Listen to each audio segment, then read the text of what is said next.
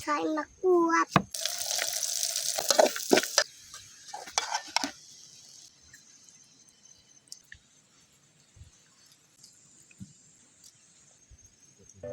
อย่าลืมกดไลค์กดแชร์และกดติดตามเด้อพี่น้อง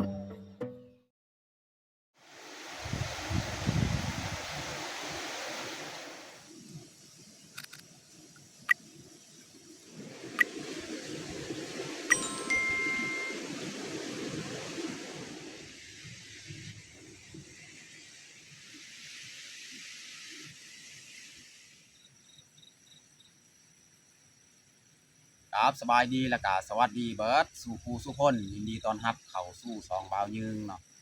แล้วก็มื้อนี้ก็พาลูกพาเมียเข้าให้เนาะ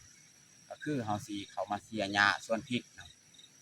มื้อนี้แหละเฮาสิเสียให้มันเบิดเลยเนาะยังอยู่ลุ่มน้อยนึงเนาะก็ยังบ่หลายดอกเฮาสิเสียหญ้าสวนนกพริกเนาะส่วนเมียเนี่ยมันไปเบิ่งหัวอยู่เทิงเพราะว่าเห็นหัวอยู่เทิงหันมันถูกล่มอีหยังบางทีมีคนไปขึ้นไปตัดเนาะเขาตัดฟืนเนาะพวกของเขาทั้งเพิ่งลบเลยเมียไปเบิกก่อนเนาะแล้วก็หลังจากเขาเสียหญ้าส่วนพริกแล้วเขาตามกินยากตามเดิมตามเคยนะพี่น้องเนาะช่วงนี้ก็อากาศก็หนาวแห้งและช่วงนี้เนาะจังใดก็ฝากให้ FC ทุกคนเนาะจงรักษาสุขภาพเป็นกันนี่แหละต้องใส่เสื้อกันหนาวเสื้อหนาๆเนาะเพื่อรักษาสุขภาพของเราหรือว่าป้องกันการเป็นหวัดเป็นไอเนาะนี่น้องพลอยกับน้ำมูกไหลเป็นหวัดเป็นไอในช่วงนี้เนาะช่วงฤดูหนาวเอาแต่เราจากฝากเท่านั้นแต่ทุกคนตามเบิ่งตามชมกับบรรยากาศอยู่ส่วนคือเก่าเนาะตามเดิมตามเคยทุกคนตามเบิ่งแบบยาวๆเลย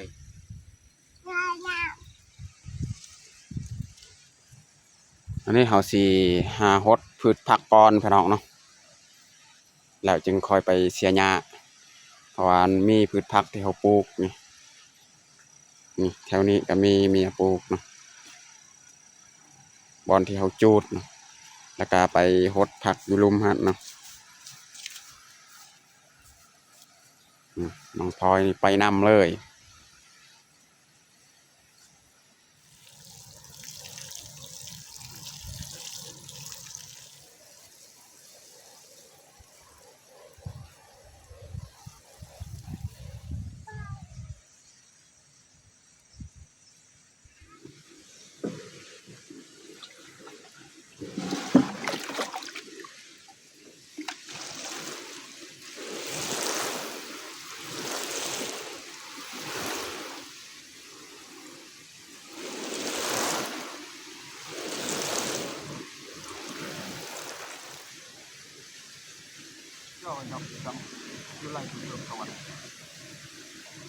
ต้อม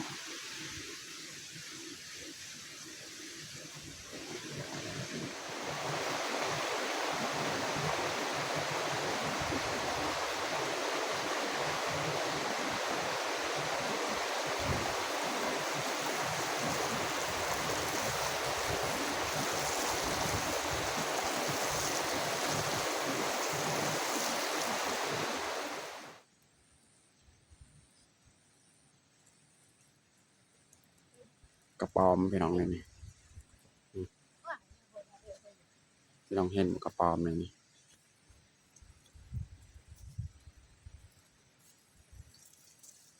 โดดแล้วตอนนี้เขาก็เริ่มเสียหญ้าเลยพี่น้อง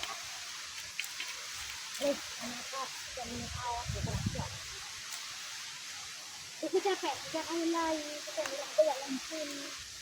นั่นมันใส่ยัง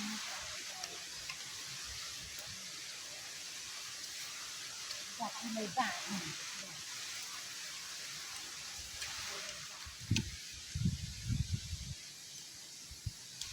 น้องพลอยนี่ขยันหลายพี่น้อง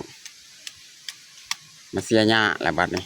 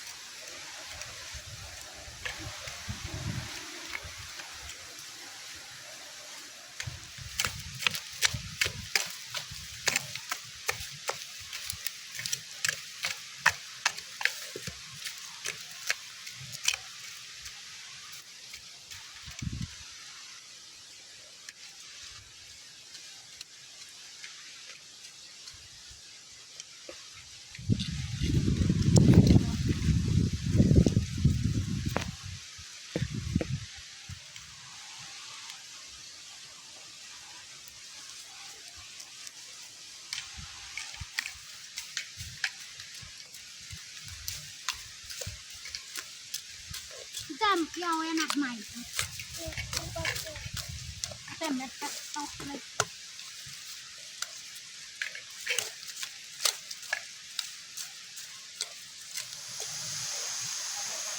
ตอนนี้ก็เรียบร้อยพี่น้องเขาเสียหญ้านี่แต่เขาสิกลับพักผ่อนเสียหญ้าแถวหอบๆเที่ยงอีกจักหน่อยเนาะอยู่หันนี่ยังอยู่บอนเสียหญ้าส่วนพริก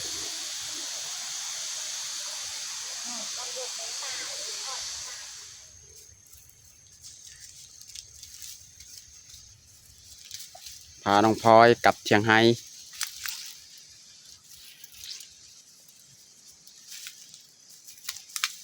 กลับไปพักผ่อน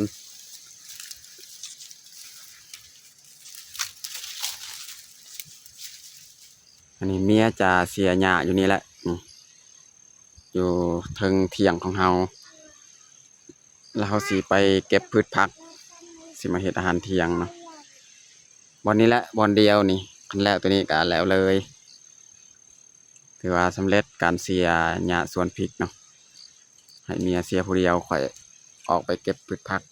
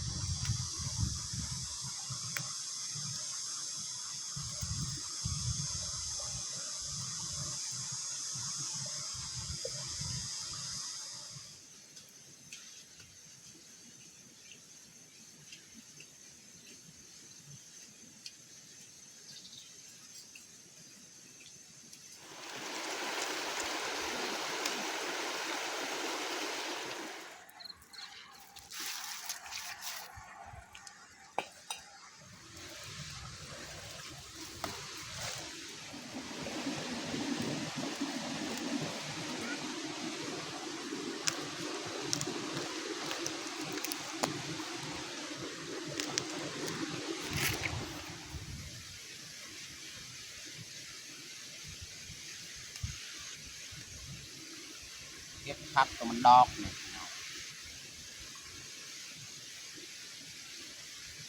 กินข้าวกินข้าวกินข้าวข้าวข้าวกินข้าว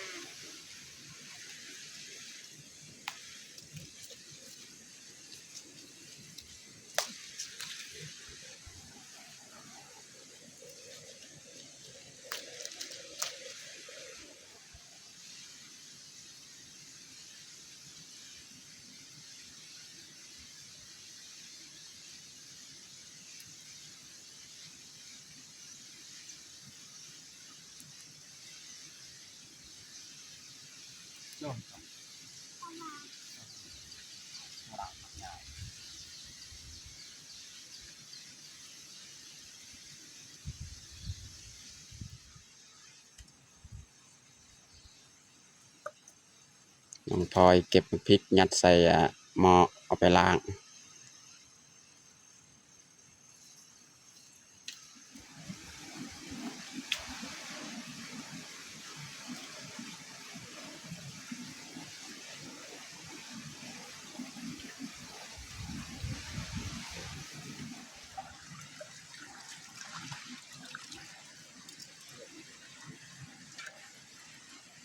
รุ่มอยู่ไร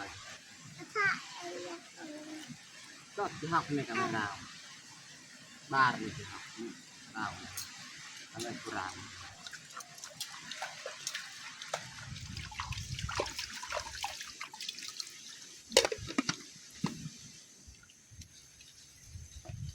ตอนนี้ก็เรียบร้อยเราล้างพืชผักเนาะวันนี้เราสีเริ่มเฮ็ดอาหารการกินพี่น้อง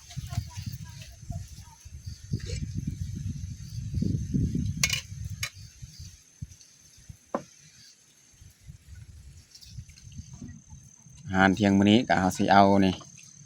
ซีนแห้งเอามาจากบ้าน3-4 เส้นนี่เอาสิมาคั่วเนาะคั่วซีนแห้งนี่ใส่ผักนี่แหละผักกาดยอดผักบวบหมากบวบยอดมะอึเนาะสิคั่วใส่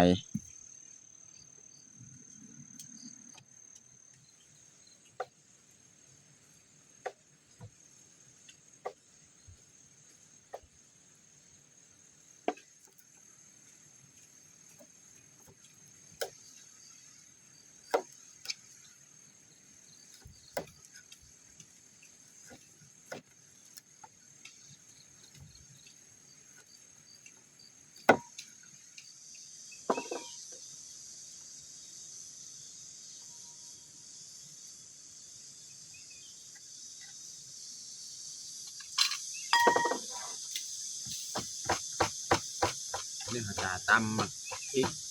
กระเทียมหัวไทยซอยมักบวบ ใส่มะกรูด น้องพลอยกินบ่มักบวบนี่ กินกูก็ไปเต็มกินข้าว กูก็กินเอสอ่ะ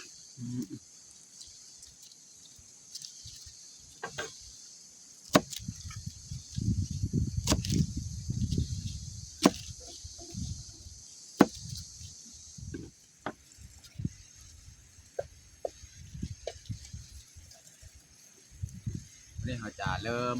ขั่วเลยพี่น้องเนาะคือพักเขากาซอยไปแล้ว ใส่น้ำมัน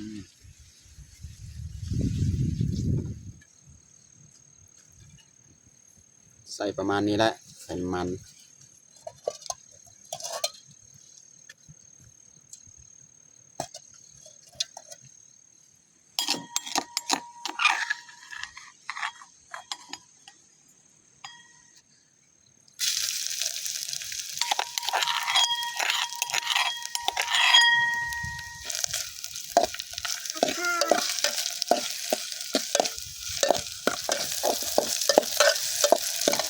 วันนี้เราจะใส่ซีนแห้งของเราลงเลย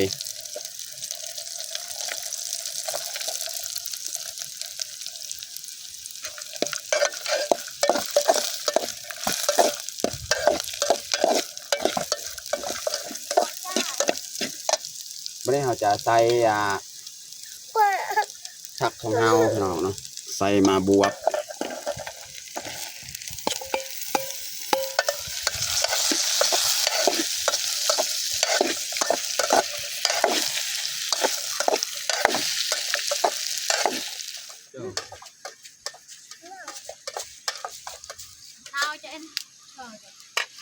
วันนี้เราจะใส่ยอดอีกเนาะยอดบวบยอดดอกนะ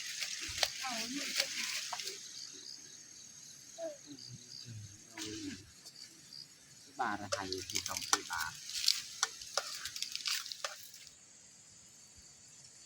น้องพลอยกินมักเล่นว่านบ่ หวาน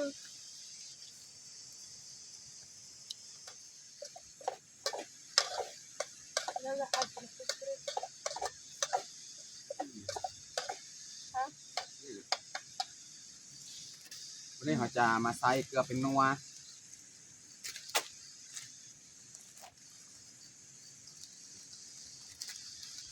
เกลือเป็นนัวเนี่ยเอามาเป็นทงเลย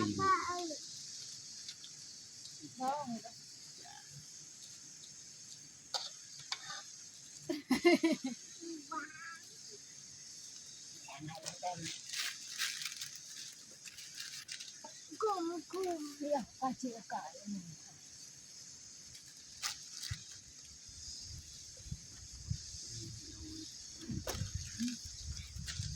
กุ้มกุ้มกุ้ม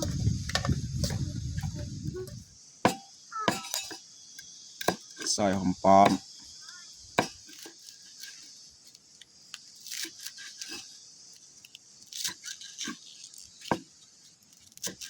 ซอยหอมบัว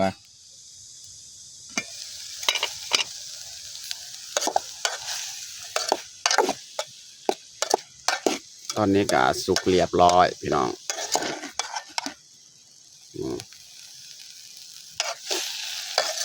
ผัดเนื้อแห้ง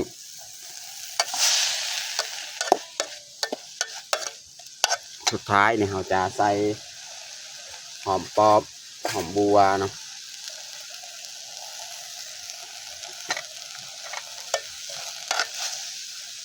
เรียบร้อยขั่วผักของเรา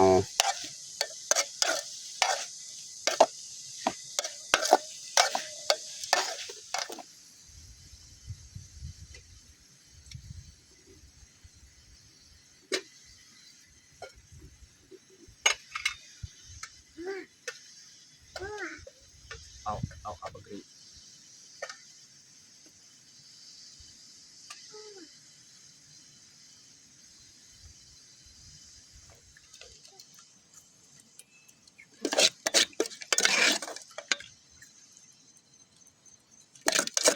วมักบวบยอดกับบวบผักกาดเนาะใส่ซีนแห้งพี่น้องบัดพี่น้องนี่ ตอนนี้ก็เรียบร้อยเฮาแต่งข้าวของเฮาบัดนี้เฮาจะลงมือกินข้าวเที่ยงเลยเอามาทุกคนมากินข้าวเที่ยงนํกันเอาน้องพลอยเอิ้นลุงปามกินข้าว เอามากินข้าวเที่ยงนำกัน เออกินบัดนี้ เอาเด้อ อาหารของเฮาก็บ่มีหยังหลายก็จะมีแหละ ปัง วางอยู่นี่แหละ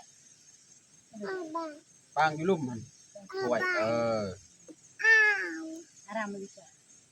ถ้วย อากาศนะ ถ้วยทิ้งผักคันพากูอยู่ใจผักคันผักคัน เอ้ยจังหวะ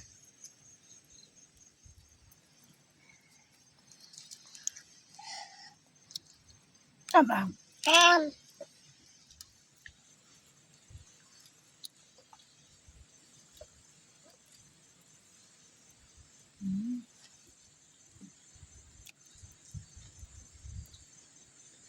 นู่น กินเอากินเลยน้องพลอยกินผักหลาย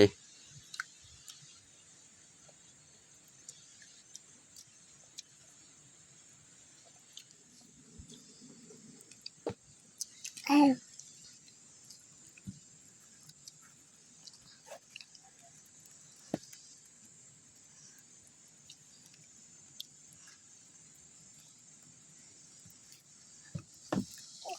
ตัวเอฟเฟกต์กับปลาจ้า ๆพ่อเราก็รักจ่าเอาผักอัมวะจ้าakuก็ไปวะ ตังมาตายขึ้นมาคุมมาจาบาดเจ็บ อัมเบอร์กับปอ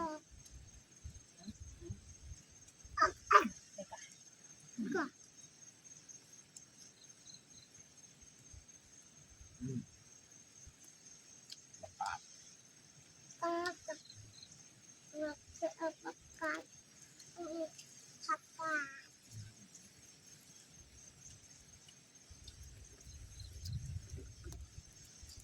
มื้อนี้น้องแพงบ่มานั่งอยู่บ้าน